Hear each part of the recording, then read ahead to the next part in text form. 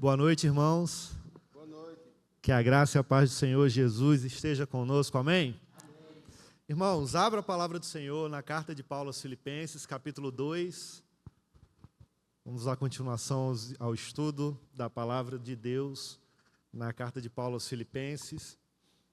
É muito bom podermos adorar o Senhor, louvarmos ao Senhor e também ter esse momento de palavra onde vamos ser ministrados por ela. Você que está assistindo essa pregação gravada pelo YouTube, que Deus te abençoe, que o Senhor também possa falar o seu coração também, no nome de Jesus. Irmãos, eu tenho um amigo chamado Lucas, que ele trabalhava numa empresa e ele era discreto, fiel ao seu trabalho, dedicado ao seu trabalho, era uma multinacional muito grande. E o trabalho dele, basicamente, era feito por trás dos bastidores, quando a cortina estava fechada. Ninguém via ele nos holofotes. Mas ele era dedicado. Ele organizava as coisas, ele servia, ele garantia que tudo funcionasse muito bem. E quanto a maioria das pessoas que trabalhavam com ele procuravam reconhecimento, ele fazia o oposto. Ele continuava dedicado àquilo que foi confiado a ele. Um dia, o chefe dele precisou escolher um dos funcionários para uma representação internacional. Seu inglês era bom. E o chefe escolheu Lucas. E quando perguntado pelos outros, por que você chamou o Lucas? Ele disse, porque ele não busca interesses próprios. Ele sempre está colocando em primeiro lugar o trabalho dedicado à empresa. Assim como Lucas, o que a gente vai estudar hoje, na carta de Paulo aos Filipenses, veremos exemplos de 3 homens que vão nos ensinar acerca de princípios e valores. Eu estou falando de Paulo, Timóteo e Epafrodito. E para ser direto, não ter muitas enrolações e caminharmos logo para o texto,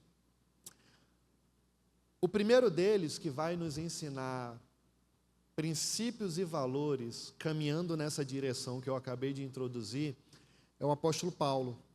E aqui nessa primeira divisão, que vai dos versículos 17 ao 18, nós vamos perceber o apóstolo Paulo como exemplo, mas ele estando na prisão, mas sendo também um prisioneiro de Cristo. Vamos ler? Vamos ler? Os 2 primeiros versículos, 17 e 18.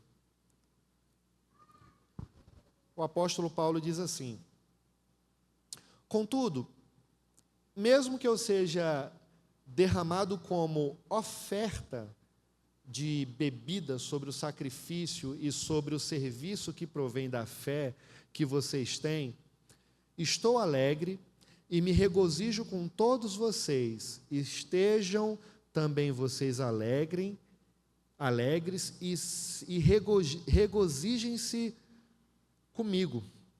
Vamos orar mais uma vez? Baixa a sua cabeça. Pai, eu te peço, Senhor, no nome de Jesus, que Tu venha falar aos nossos corações nesse momento. Me usa por graça e misericórdia para aplicar essa mensagem aos nossos corações, Pai. Essa é minha oração, te agradecendo por fé, por tudo que o Senhor falará conosco no nome de Jesus. Amém. Irmãos, o apóstolo Paulo aqui, no versículo 17, ele está apresentando para nós 3 exemplos de altruísmo. E altruísmo, para quem não sabe, é o oposto de egoísmo. E aqui nós vamos observar essas 3 verdades de Paulo nesse contexto. A primeira delas, no versículo 17, é que ele era um homem pronto para morrer pela causa do Evangelho. Isso é fato. Quem acompanha as pregações desde o capítulo 1 vem percebendo isso. É tanto que ele está preso por amor de Cristo, por compartilhar o Evangelho. Segunda lição que nós vamos aprender é que ele também estava disposto a oferecer a sua vida, né, como oferta para as outras pessoas.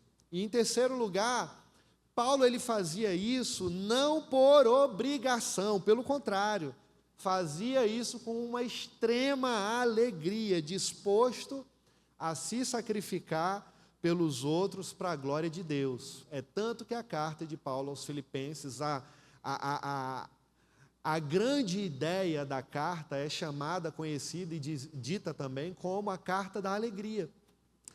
Esse aqui é o apóstolo Paulo, irmãos. Ele não tem pensamento nenhum sobre os seus próprios interesses. E aqui, nesse contexto, ele está em Roma, preso, sendo acusado pelos judeus, diante de César, aguardando a sua sentença, que pode levar ele à morte. E mesmo assim, ele mantém a sua alma em festa, seu coração exultante em alegria diante do Senhor. Esse é o apóstolo Paulo. E ele está usando aqui uma figura dentro do seu contexto, talvez na sua versão esteja escrito libação. Ele está usando a figura da libação. Na minha versão, que é a NVI, está escrito oferta. Ou seja, ele está sendo entregue como oferta para mostrar que a morte dele completaria o sacrifício dos filipenses. O que é que nós estamos vendo aqui? O martírio do apóstolo Paulo, o martírio dele, coroaria a sua vida e o seu apostolado. Entretanto, contudo, todavia, ele deseja que esse sacrifício seja colocado como crédito aos irmãos filipenses. Como assim, Edilson? Ele deseja que o crédito seja dado aos filipenses e não ao seu próprio favor. E para eu deixar mais claro, a gente precisa ler a parte B do versículo 17. Porque não há motivos para lágrimas, e ele deixa claro isso diante dos filipenses. E ele diz assim: eu estou alegre e me regozijo com todos vocês. E aí no versículo 18 ele conclui dizendo: e estejam vocês também alegres e regozijem-se comigo. O que ele está querendo dizer? Ele está querendo dizer à igreja que, sendo ele absolvido, como está escrito no capítulo 1, versículo 25, ou morrendo, como está aqui no versículo 17, ele deveria estar alegre, ou morrendo, ou sobrevivendo. O motivo da sua alegria não será alterado, pelo contrário, permanecerá.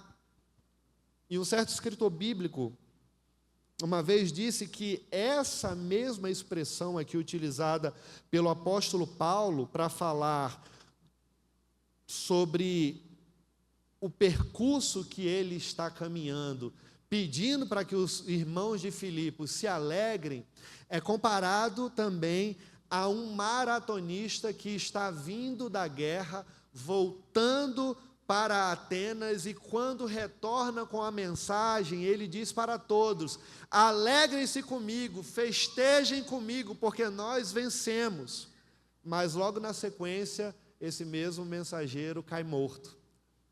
O que ele está dizendo aqui, irmãos? Assim como o mensageiro da batalha, da maratona, que correu até o fim para anunciar a vitória e cumpriu a sua missão com toda a sua dedicação, Paulo também nos ensina que devemos viver a nossa fé com o mesmo compromisso, com a mesma intenção, com a mesma motivação. E qual é a aplicação, então, aqui para os nossos corações?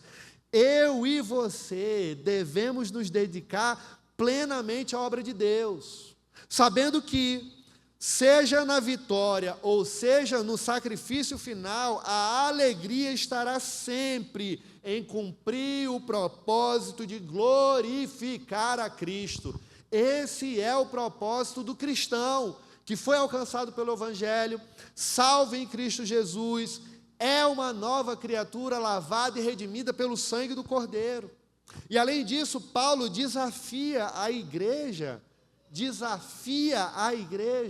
a se alegrar mesmo em situações que são difíceis, irmãos, mostrando que a nossa alegria não pode, em momento algum, depender das circunstâncias. Nem sempre as coisas vão estar boas, nem sempre a maré vai estar favorável. Tem dia que o mar não vai estar para peixe, tem dia que o sol será escaldante, tem dia que nós choraremos muito. Dito isso, olhando para as adversidades da vida, entendendo que elas acontecerão em algum momento, nós precisamos olhar para o que Paulo está tentando nos ensinar, abrir os nossos olhos e fazer uma pergunta para nós, do tipo: será que nós temos buscado cumprir a nossa missão diante de Deus? Será que nós temos praticado, evidenciado, criado raiz nos nossos corações acerca da compreensão real do propósito existencial da nossa vida, para o qual nós fomos chamados? É isso que o apóstolo Paulo está querendo nos alertar. Mesmo enfrentando desafios, podemos encontrar a alegria ao saber que Deus é glorificado nas nossas vidas, mesmo quando tudo está dando errado. É o que está acontecendo com ele. Muitas vezes nós vamos enfrentar desafios que parecem grandes, difíceis de suportar. Pode ser um problema de saúde, pode ser um desemprego, pode ser um concurso que você já tentou algumas vezes e não passou, um vestibular que você já tentou algumas vezes e repetidamente foi reprovado. Lembrei da minha irmã agora, ela demorou 7 vestibulares para passar na prova. Eu lembro que quando eu morava nos Estados Unidos, eu ainda estava aprendendo inglês e precisava tirar a habilitação lá. Eu fui reprovado 8 vezes. E aí eu fui reprovado 7 vezes, passei na 8ª. E aí na 7ª vez, o meu pai falou: tem nada não, meu pai de coração, ele disse: tem nada não, na 8ª você passa, eles te chamam. Eu falei: sério, eles chamam de burro. E eu fiquei com a raiva dele. Eu falei: não, vou me dedicar e eu vou passar. Passei. Eu falei: olha, passei, chama de burro nada. Irmãos, brincadeiras à parte, nós precisamos ter o nosso coração, as nossas motivações, as nossas intenções centralizadas em Cristo. Quando você enfrentar lutas, pare e pergunte para você mesmo: como que eu posso glorificar a Deus nessa situação? Como o Senhor pode ser evidenciado em meio às adversidades?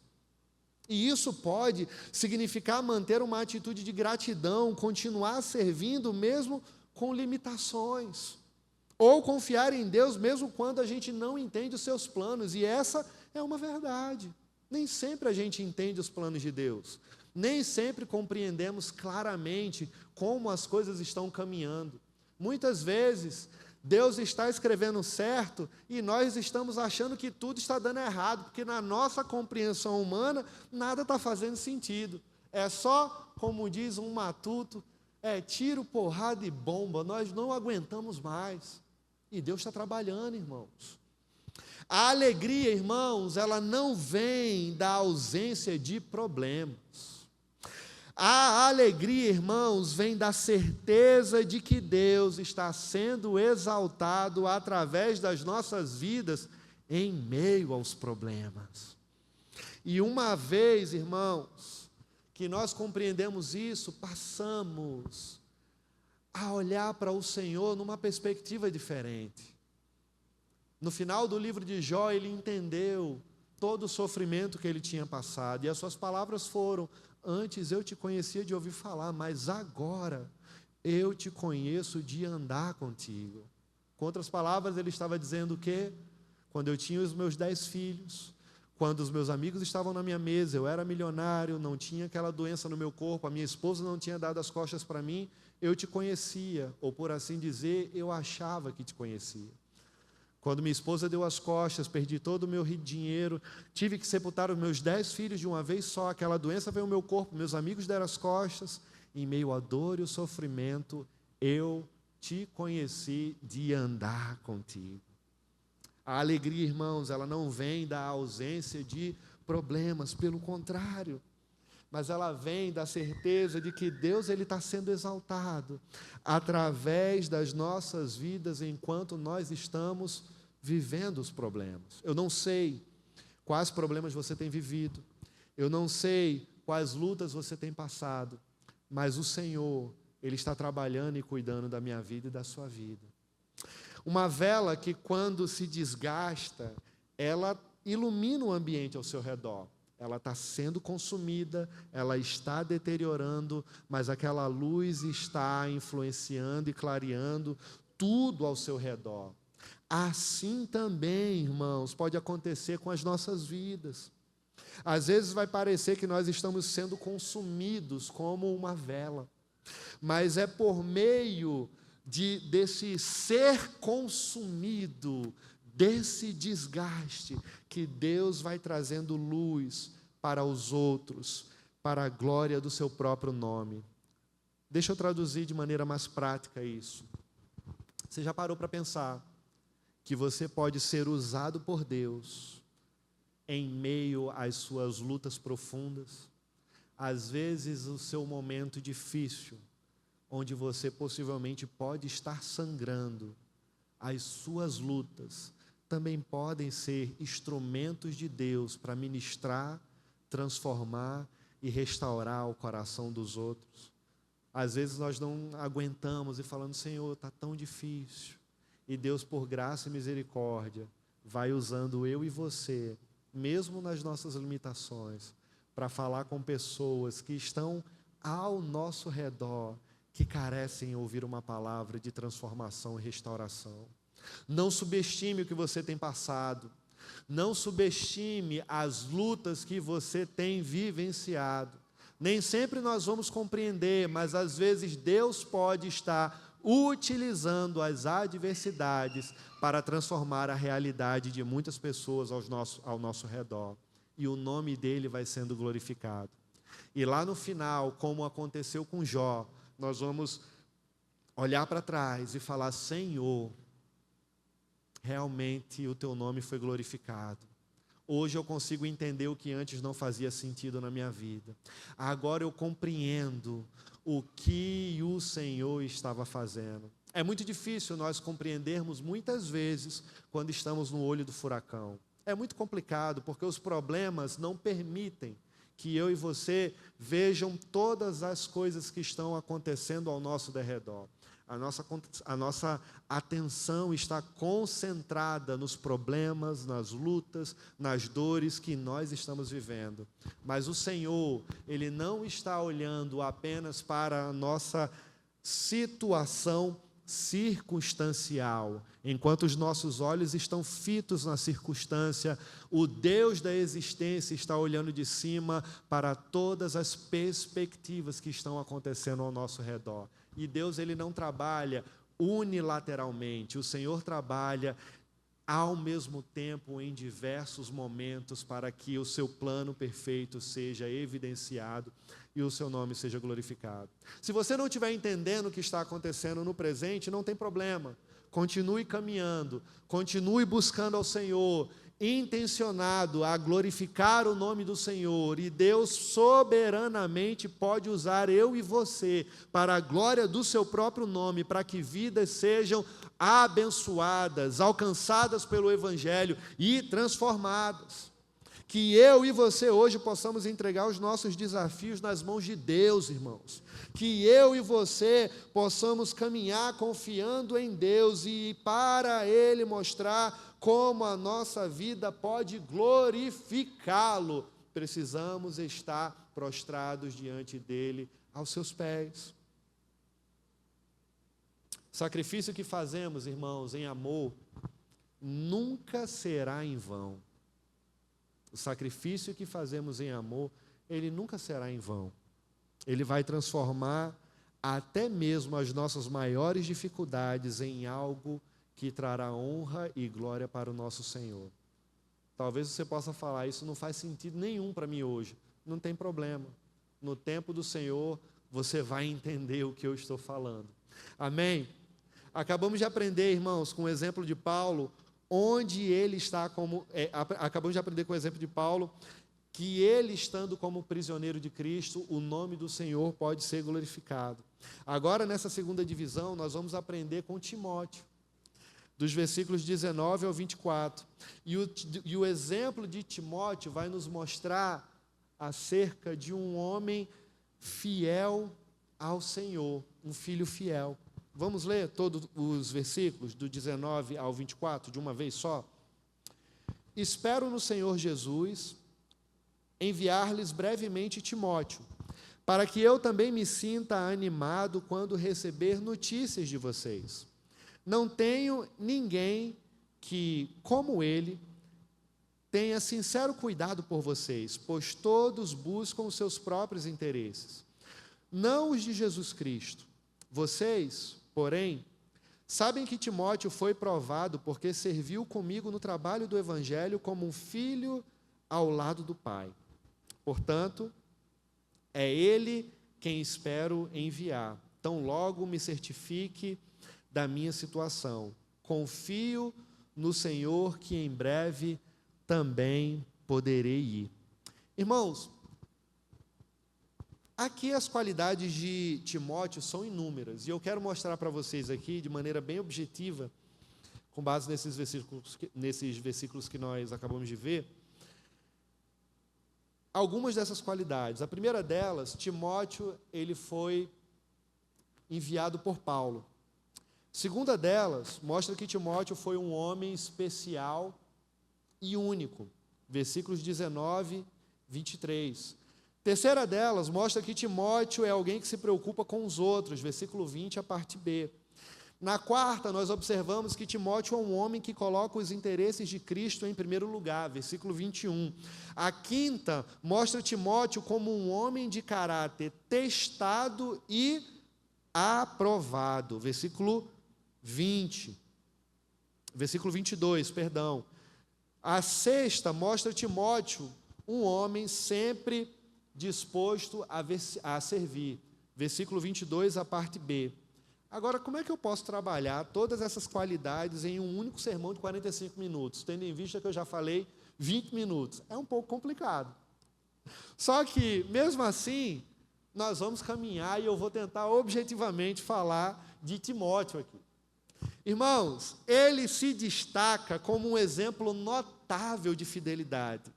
Aqui nós percebemos o caráter de Timóteo, o serviço de Timóteo no ministério. E ele, como nós vimos, foi alguém enviado por Paulo, com raízes espirituais profundas, alguém que tinha uma família saudável, que cresceu na sua fé dentro de uma família estruturada e saudável. Timóteo, ele era conhecido pelo seu bom testemunho. E aqui nós percebemos, irmãos, que pelo seu testemunho bom, por ter crescido dentro de um contexto enraizado na palavra, Paulo percebe o quanto este homem é confiável para a missão, e ele acaba sendo considerado por Paulo como um verdadeiro filho na fé. Alguém que partilha da mesma alma, do mesmo propósito, do mesmo evangelho. Ele era um servo disposto, trabalhava lado a lado com Paulo, compartilhando o mesmo coração, a mesma parceria no ministério. Ele não apenas servia ao Evangelho, mas ele também demonstrava humildade e compromisso. É um exemplo de obreiro aprovado. Timóteo era, irmãos, alguém que estava sempre disposto a obedecer e cumprir a sua missão. E mesmo em meio aos desafios, ele permanecia fiel. Se vai dar errado, eu não sei, mas eu vou continuar aqui. Missão dada é missão cumprida. Assinado Tropa de Elite. Quem já assistiu? Ele foi enviado por Paulo a diversas igrejas porque tinha qualidades especiais, confiável, obediente, comprometido com a obra de Deus. Isso nos ensina, irmãos, algo muito precioso. Essas características de Timóteo nos ensinam que Deus, Ele está procurando pessoas disponíveis, pessoas preparadas e dispostas a cumprir o seu chamado, sejam em tarefas simples ou seja em grandes desafios. O Senhor está procurando pessoas disponíveis, preparadas e dispostas a cumprir aquilo que o Senhor tem chamado. Tem gente que fala assim, né? Eita, fulano se deu bem na vida. Cavalo selado passou, ele subiu em cima. Olha o dedinho aqui, ó.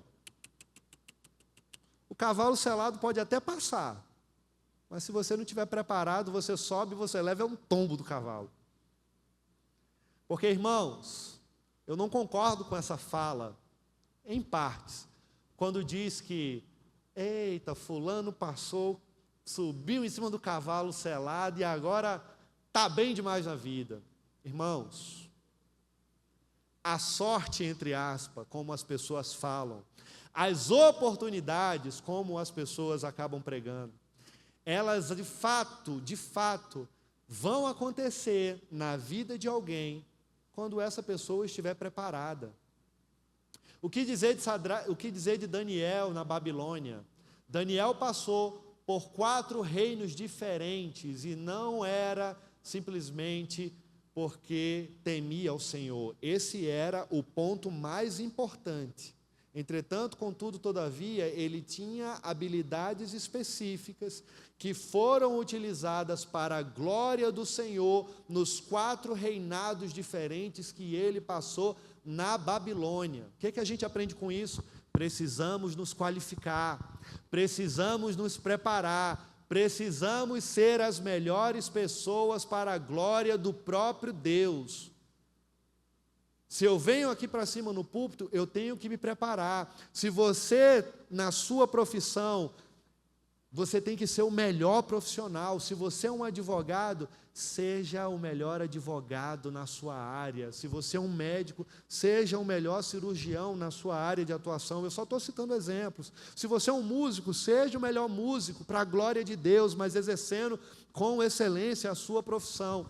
Precisamos estar preparados, qualificados, para quando oportunidades surgirem, nós possamos entrar pela porta e o nome do Senhor ser glorificado. Esse aqui é o mesmo princípio utilizado por Paulo quando ele olha para Timóteo. Isso nos ensina que Deus está procurando, obviamente, pessoas disponíveis, primeiro requisito, mas pessoas que também estejam preparadas e também dispostas para cumprir o seu chamado, seja no ministério, seja através das leis, seja na saúde, onde o Senhor te colocar, o nome dele será glorificado enquanto você também for excelente. E aí o que nós aprendemos com Paulo aqui, ou com Timóteo, perdão, primeira lição que aprendemos com ele é a disponibilidade. Timóteo, ele não questionava, irmãos, a importância da missão ou procurava desculpas para evitar o envio. Ele não fazia corpo mole, ele não reclamava, como diz o Matuto, ele não era morcego, ele não ficava morcegando, ele não era preguiçoso. Da mesma forma, nós precisamos nos perguntar: eu estou disponível para exercer o chamado de Deus, mesmo que isso me exija sair da zona de conforto? Irmãos, o Senhor não chama pessoas preguiçosas. Gente preguiçosa vai continuar na sua zona de conforto, o tempo vai passar, você vai permanecer lá. Deus chama pessoas ocupadas, Deus chama pessoas que estão querendo trabalhar, o Senhor chama pessoas que querem se dedicar. Quando o profeta Samuel vai ungir o próximo rei de Israel na casa de Jessé, Davi está lá pastoreando as ovelhas, cuidando das ovelhas. O que primeiro o profeta Samuel fala, depois de ver todos os filhos de Jessé, exceto Davi, o Senhor não vê como o homem vê, o Senhor vê o coração. Primeiro requisito. Segundo requisito, ele estava trabalhando, sempre foi dedicado, sempre se dedicou, independente dos holofotes, independente das evidências. É tanto que, em certo momento, antes de enfrentar Golias, porque Saul não queria deixar ele enfrentar, ele falou: meu senhor, certa vez veio um urso matar as ovelhas do teu servo Jessé, e o teu servo Davi não deixou. O leão veio e eu também não deixei. Ou seja, disposição, bravura, dedicação, mesmo quando ninguém estava vendo. Qual é o princípio que nós aprendemos aqui, irmãos? A disponibilidade diante de Deus, independente se as pessoas estiverem vendo ou não. Outra lição que nós aprendemos com Timóteo: preparação. Ele também conhecia a palavra de Deus desde a infância, ou seja, ele desde muito cedo se preparou, desde muito cedo se dedicou. Para sermos enviados, irmãos, nós precisamos estar preparados. Se você acha que vai receber uma promoção a troco de nada, Deus não vai permitir. Por quê? Porque Deus, Ele primeiro quer nos testar, provar, para depois nos aprovar. É assim que o Senhor trabalha. Muitas vezes, se o Senhor colocar nas nossas mãos aquilo que a gente deseja, sem nós estivermos preparados, nós vamos colocar tudo a perder. Nós vamos colocar tudo a perder. E porque o Senhor nos ama, Ele não permite isso. Porque o Senhor nos ama, Ele evita que isso aconteça. Outra coisa que aprendemos com Timóteo: um coração obediente. Ele não fazia as coisas por conta própria, mas ele seguia as orientações de Paulo, irmãos. Ele era um discípulo fiel, ele compreendia o princípio da submissão. E como nós estamos estudando a carta de Pedro pela manhã, nós paramos agora nesse período de recesso, justamente no momento em que Pedro está tratando o princípio da submissão diante da igreja. E o que nós aprendemos? O princípio da submissão, ele primeiramente não está relacionado a pessoas, mas primeiramente está relacionado a Deus. Nós nos submetemos em Deus e assim respondemos na prática aqui de maneira horizontal. Irmãos, esse é o ponto importante. Às vezes obedecer significa aceitar até tarefas difíceis, ou até mesmo sacrificar desejos pessoais, quando nós entendemos que existe um propósito maior. Reflita comigo: será que eu tenho colocado a minha vida, a minha vontade, acima da vontade do meu próprio Deus? Quando Jesus ele nos ensina na oração do Pai Nosso, o que ele faz? Seja feita a tua vontade aqui na terra, como ela é feita nos céus. Muitas vezes nós estamos colocando os nossos desejos, as nossas vontades em primeiro lugar, e por esse motivo, por essa razão, o Senhor acaba não abençoando, irmãos. Outra lição que nós aprendemos com Timóteo: confiança no plano de Deus. Ele não sabia exatamente o que ele iria enfrentar em cada missão. A relatividade, ela existe em meio às complexidades. Mas ele confiava no que Deus estava fazendo e colocava toda a sua confiança no controle do Senhor. Ser alguém, irmãos, que Deus pode enviar, significa confiar que Ele vai nos colocar em situações adversas, mas também nos sustentará e guiará. O salmista Davi, no Salmo 139, diz: para onde eu poderia fugir do teu espírito? Para onde eu poderia fugir da tua presença? Se eu subir aos céus, lá tu estás, e se eu fizer minha cama no mais profundo abismo, a tua mão me guiará e me susterá. Quando nós caminhamos com Deus, mesmo em meio às adversidades, às complexidades, o Senhor vai trabalhando a nossa fé, exercitando o nosso coração e gerando cada vez mais dependência nele, irmãos, porque independente das circunstâncias, o Senhor quer gerar dependência nos nossos corações diante dele, para que a sua missão e o seu propósito seja executado. Semana passada, abrindo um parêntese, eu recebi um convite, irmãos, estou falando de primeira mão, para retornar para Brasília. Eu recebi um convite para pastorear uma igreja em Brasília. Eu fiquei feliz pelo convite. Para quem não sabe, nos últimos 2 anos eu estava lá, trabalhando com revitalização de igreja, e me convidaram para retornar, para assumir o pastoreio de uma igreja. E embora eu tenha ficado honrado com a proposta, eu sabia que não era momento de aceitar. Pelo contrário, eu acabei de chegar aqui em Caruaru.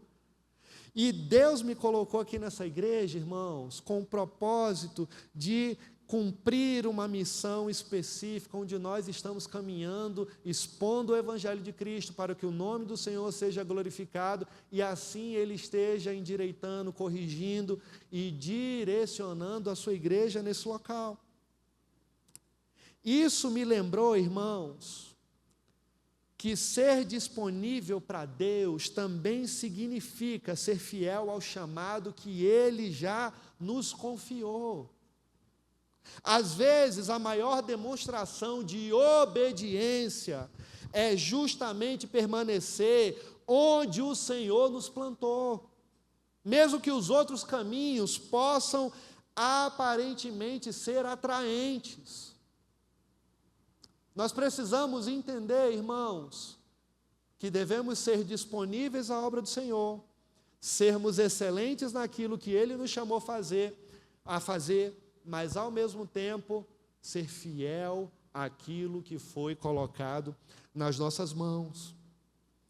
Deus, irmãos, está nos buscando justamente, buscando pessoas imperfeitas, mas com corações dispostos para serem enviados, para que o seu nome seja glorificado no púlpito, nos órgãos públicos, nas leis, na saúde, na educação, porque todos nós, como já dizia Charles Spurgeon, o cristão, se ele não for um missionário, ele é um impostor.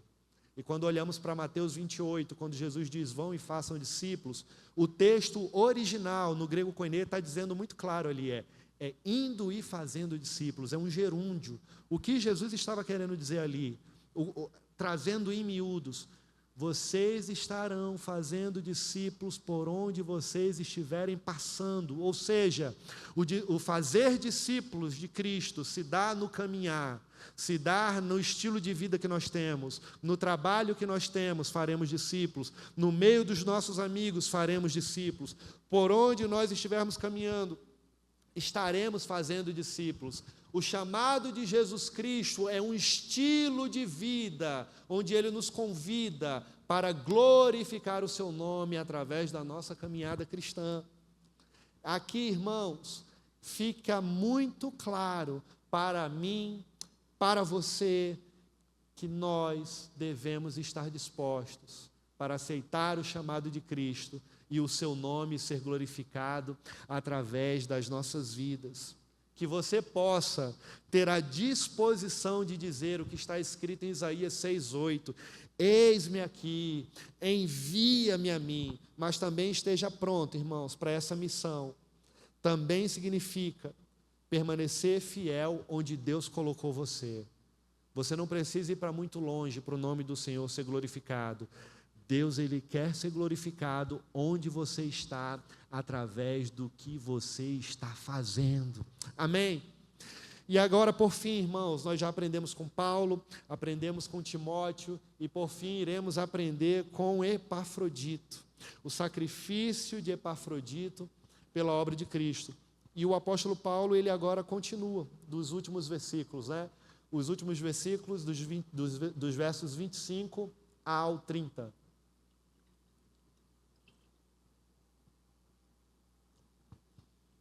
O apóstolo Paulo diz assim, versículo 25. Contudo, penso que será necessário enviar de volta a vocês Epafrodito, meu irmão, cooperador e companheiro de lutas, mensageiro, que vocês enviaram para atender às minhas necessidades. Epafrodito aqui, irmãos, ele foi descrito por Paulo como meu irmão, cooperador, companheiro de lutas, mensageiro auxiliar. Ele arriscou aqui, irmãos, Epafrodito, a sua vida por Paulo, a fim de que o apóstolo Paulo pudesse executar e cumprir a sua missão. Ele colocou-se à disposição para servir o apóstolo Paulo de todas as formas necessárias. E isso aqui, a gente percebe claramente que Epafrodito abriu mão dos seus próprios direitos por entender que existia um propósito maior. Ele não olha para o que ele deseja, mas sim para a missão que estava sendo compartilhada. Será que a gente está acostumado com isso nos dias de hoje? É meio complicado, né? A gente está... 2025 começou, já tenho os projetos para 2025, os sonhos a serem realizados. Não tem nada de errado nisso, precisa de fato mesmo construir, desenvolver, ir atrás. É correto, necessário, mas olhar para isso que acabamos de ver não é algo normal. Não faz parte da nossa realidade, mas é o que Epafrodito está fazendo. Ele está abrindo mão dos seus próprios direitos, porque ele entendeu que existe um propósito maior. E aí, no decorrer do texto, Epafrodito adoeceu. Versículo 26. Pois ele tem saudade de todos vocês, e está angustiado, porque ficaram sabendo que ele esteve doente. De fato, ficou doente e quase morreu. Deus, porém, teve misericórdia dele, e não somente dele, mas também de mim, para que eu não tivesse tristeza sobre tristeza. Algumas pessoas, irmãos, ensinam que todo cristão tem direito à saúde, que todo cristão, e de fato tem direito à saúde, mas tem pessoas que ensinam que o cristão não pode adoecer. Algumas igrejas ensinam que se você não tem uma vida próspera, você está em pecado. Se você está adoecendo muito, isso é maldição hereditária e você está sendo julgado pelo Senhor. Tem alguns que vão dizer até como os amigos de Jó, né? Que a doença é um castigo. Foi justamente isso que os amigos de Jó falaram. Só que essas ideias são completamente erradas, quando a gente vê o próprio exemplo de Epafrodito aqui como prova disso. Os crentes vão enfrentar dores e desafios, e isso não vai diminuir a sua fé ou o seu serviço diante do Senhor, mas isso vai refletir, irmãos, a realidade da vida de um mundo caído. Nós passamos pelo que passamos e vivemos como estamos, muitas vezes recebendo consequências de coisas daquilo que a gente nem deveria ter recebido, mas o nosso senso de justiça própria grita nos nossos corações, falando que eu não deveria estar passando por isso, eu não mereço estar passando por isso. Por que eu estou passando por essa doença? Por que isso está acontecendo comigo? Eu, particularmente, passei por algo semelhante, não relacionado à doença, mas à justiça própria. Como eu vim de um fruto de um adultério, rejeitado na infância, como eu já contei brevemente o meu testemunho aqui, um dos meus sensos de justiça própria gritavam dentro de mim, porque eu não era um filho rebelde. E eu falava, eu não mereço passar por tudo isso. Eu não dou motivos para ser rejeitado como estou. Por que isso está acontecendo comigo? Isso não deveria acontecer comigo, eu não fiz nada para merecer isso. Mas nem sempre, irmãos, nós temos culpa. Ou melhor dizendo, todos nós temos culpa, mas não culpa específica. Todos nós somos fruto da consequência de um pecado na história da humanidade. O pecado, irmãos, trouxe decadência ao mundo. O pecado corrompeu a história. O pecado trouxe consequências nas mais diversas áreas da humanidade. Então, de repente, o que você passou, o que você viveu, não foi culpa sua. Como também não foi culpa da minha mãe. Como também não foi culpa, talvez, da mãe dela que perdeu ela e minha mãe foi adotada porque os pais biológicos dela sumiram e de repente ela casa com um homem que espanca ela e de repente ela vive consequências dessa queda e de repente eu vivo as consequências dessa rejeição. Tudo isso, irmãos, é reflexo do pecado. Mas por graça e misericórdia, Deus enviou o segundo Adão para redimir a história da humanidade, para nos resgatar, para transformar. E nós não vamos ter resposta para todas as coisas, mas teremos sim solução para todos os problemas, porque em Cristo a história foi redimida, a história foi resgatada, a vida trouxe um novo significado através da sua morte na cruz, gerando vida para nós, a vida eterna, e agora nós não pereceremos mais, salvos em Cristo Jesus. E aí no versículo 28, Paulo continua: por isso logo enviarei Epafrodito, para que quando o virem novamente, figurem alegres e eu fique menos preocupado. Mesmo sendo um servo fiel, irmãos, Epafrodito recebeu uma doença.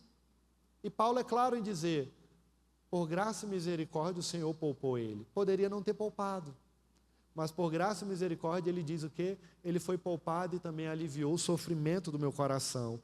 O que nós aprendemos com isso aqui, irmãos?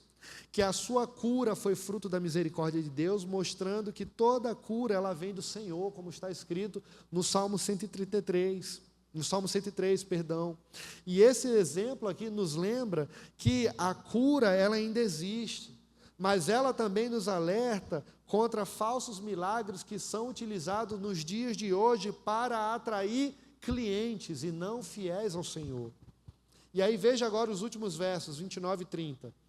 Paulo diz: peço que vocês o recebam no Senhor com grande alegria e honrem homens como este, porque ele quase morreu por amor à causa de Cristo, arriscando a vida para suprir a ajuda que vocês não podiam me dar. A palavra, irmãos, arriscando aqui que Paulo menciona, ela está relacionada aos paraobone. Que é isso, Ed? Que palavrão é esse? Isso daqui era um grupo de pessoas, irmãos, da igreja primitiva, que tinha a missão, a compreensão que deveriam ajudar os doentes, os escravos e também os prisioneiros, que era o caso do apóstolo Paulo. E eles materializavam aqui o amor sacrificial de Cristo, servindo onde ninguém tinha coragem de servir. Por isso que Paulo olha para Epafrodito e utiliza essa palavra, que no texto original se remete a esse grupo de pessoas. O que é que o apóstolo Paulo está querendo nos ensinar com isso? Quero chamar o grupo de louvor aqui, nós já estamos encerrando. O que é que ele está nos ensinando aqui? A gente deve servir, irmãos, com disposição e coragem. Epafrodito, ele não mediu esforços para cumprir a sua missão. Ele deixou a sua cidade e enfrentou uma jornada longa demais e perigosa, sabendo que talvez ele nem poderia voltar para casa ou poderia morrer no percurso. Precisamos ter a mesma motivação, olhando para o propósito maior, que é a glorificação do nosso Senhor. Outra coisa que Epafrodito nos ensina aqui, irmãos, é que eu e você devemos ser fiel àquilo que Deus colocou nas nossas mãos. Ele foi enviado para levar uma oferta a Paulo, mas não parou por aí, pelo contrário, tem gente que recebe uma missão, cumpre a missão e fala, pronto, Se quiser me reconhecer, me reconheça. Fiz o que era para ter feito. Pelo contrário, Epafrodito, ele se envolveu profundamente com a vida do apóstolo Paulo, com o cuidado do apóstolo Paulo, servindo em tudo que fosse necessário. Se alguém te chamar para andar 1 quilômetro, caminhe 2. Se alguém te pedir para você fazer alguma coisa, faça dobrado. Se alguém, irmãos, pedir o seu favor, seja solícito em servir, mas entenda que o Senhor nos chama sempre para fazermos mais. Assim como também Deus tem prazer em nos abençoar em abundância. E por que muitas vezes Deus não abençoa? Nas mais diversas áreas possíveis, não estou falando só de dinheiro. Dinheiro é a menor parte. Porque muitas vezes você não entendeu que Deus tem prazer em cuidar, restaurar, transformar, abençoar os seus filhos. E por conta dessa compreensão, que talvez ainda possa faltar, você ainda não esteja também evidenciando isso. Por que eu estou falando isso, Edilson? Por que você está falando isso? Porque nós somos filhos de Deus, irmãos de Jesus Cristo, alcançado pelo sangue precioso de Jesus Cristo na cruz do Calvário. E se nós somos discípulos de Cristo, filhos de Deus, nós temos uma paternidade, fazemos parte de uma família. E se nós fazemos parte de uma família, necessitamos também absorver o DNA dela.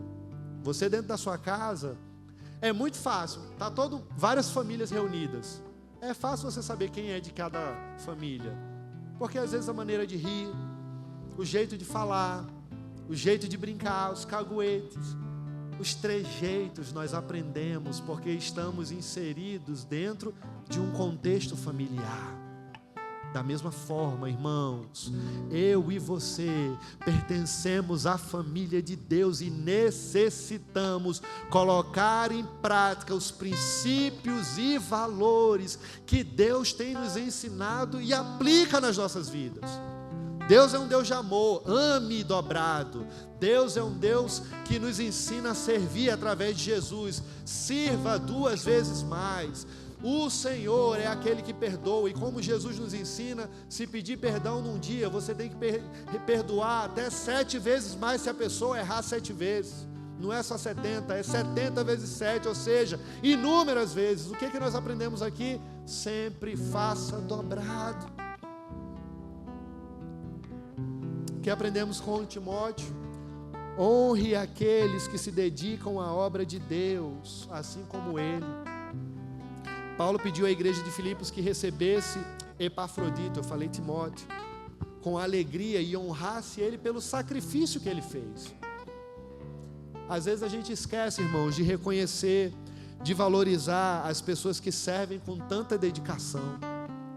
Só fazemos cobrança, reclamamos quando nada dá certo e muitas vezes esquecemos de agradecer, valorizar e honrar aquilo que a pessoa fez. Às vezes, nem sempre, a pessoa fará do jeito que você espera, porque ela pode estar aprendendo. Exerça graça e misericórdia, valorize em público e no particular converse, ajude a melhorar. Irmãos, Epafrodito nos ensina a confiar na misericórdia de Deus. Quando ele ficou gravemente doente, foi a misericórdia de Deus que restaurou ele. A sua cura nos lembra que em momentos de dificuldade, nós podemos confiar plenamente no Senhor. Não pelo que Ele pode fazer, mas pelo que Ele é. Mesmo Epafrodito enfermo, sem saber se seria curado ou não, sabe qual era a preocupação dele? Ele não queria deixar os irmãos de Filipos preocupados com ele, porque ele estava distante. A sua preocupação era não deixar os irmãos preocupados. Vivamos para Cristo e não para si mesmo. Essa é a última lição que ele nos mostra.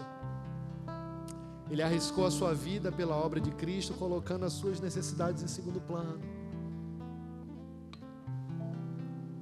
Deus, Ele tem prazer em nos abençoar, em realizar os nossos sonhos, em cumprir os propósitos dEle nas nossas vidas. Entretanto, contudo, todavia, isso só irá acontecer quando os nossos corações estiverem preparados para receber. O Senhor, Ele vai nos provar para depois nos aprovar. E que nós possamos ser como Jó no final do livro. Eu te conhecia de ouvir falar, mas agora, depois de ter passado por tudo isso, eu te conheço de andar profundamente contigo. Existe um relato antigo, irmãos, sobre uma praga devastadora em Cartago, no ano 252 depois de Cristo. E esses cristãos enterraram mortos, cuidaram dos doentes, e eles estavam arriscando as suas vidas para salvar a cidade. Esses homens eram como Epafrodito, Timóteo, Paulo, dispostos a sacrificar a sua vida por Cristo. Não estou dizendo que nós iremos fazer algo semelhante, mas o Senhor está nos colocando em situações adversas para testar os nossos corações, provar os nossos corações e assim nos aprovar para o seu nome ser glorificado. Amém? Vocês lembram de Lucas? Ele não buscava reconhecimento, mas sim dedicação e amor pelos outros, através do seu serviço. Isso aqui nos aponta diretamente para Cristo, irmãos. Que nesse mesmo capítulo, nos versículos 5 e 8, nos mostra que Ele se humilhou, assumindo a forma de servo, por amor à minha vida e à sua vida.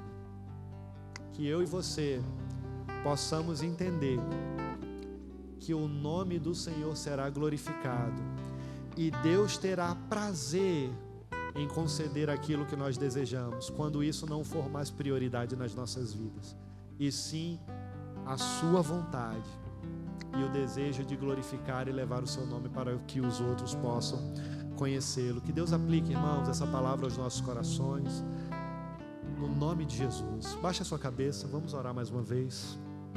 Pai, eu te peço, Senhor, aplica essa mensagem aos nossos corações, que possamos voltar para casa refletindo durante a semana, sermos ministrados por ela, que o teu nome seja glorificado, no nome de Jesus. Amém.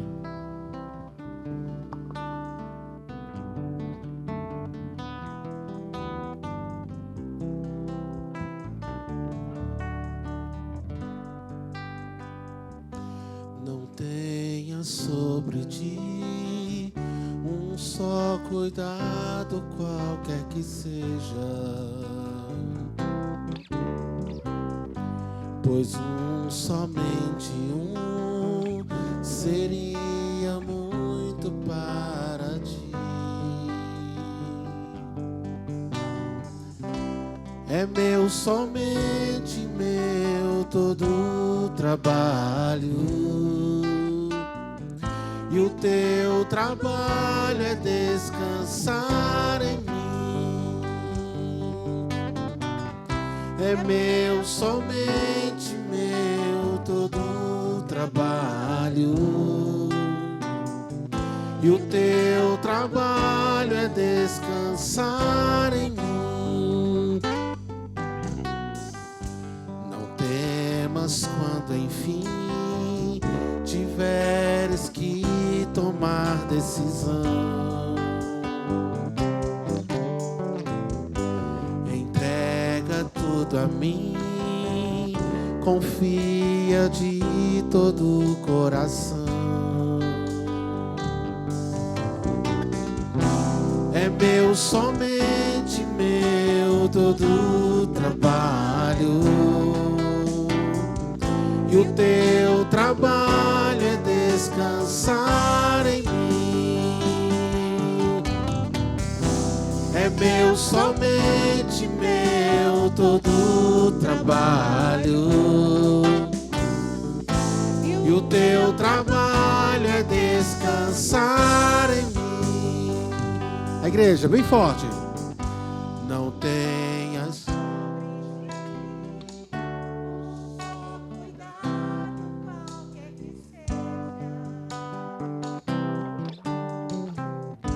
Pois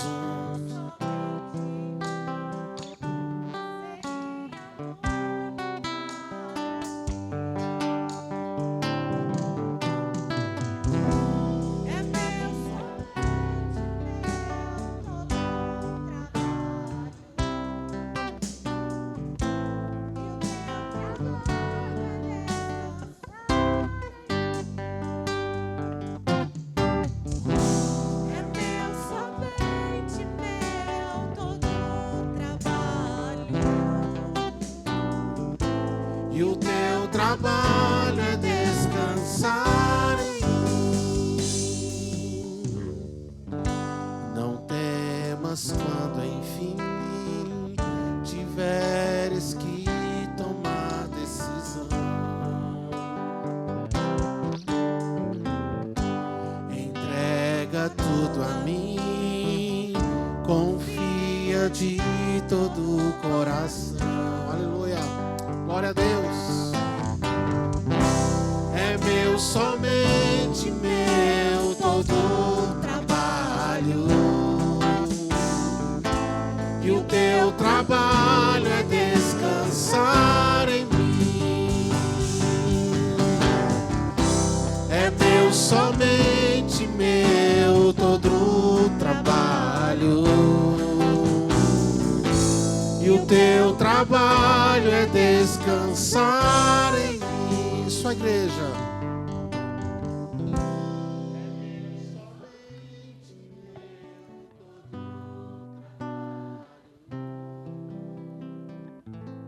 E o teu trabalho é descansar em mim.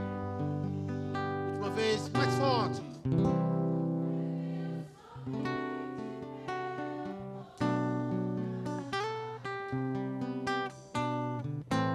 E o teu trabalho é descansar em mim.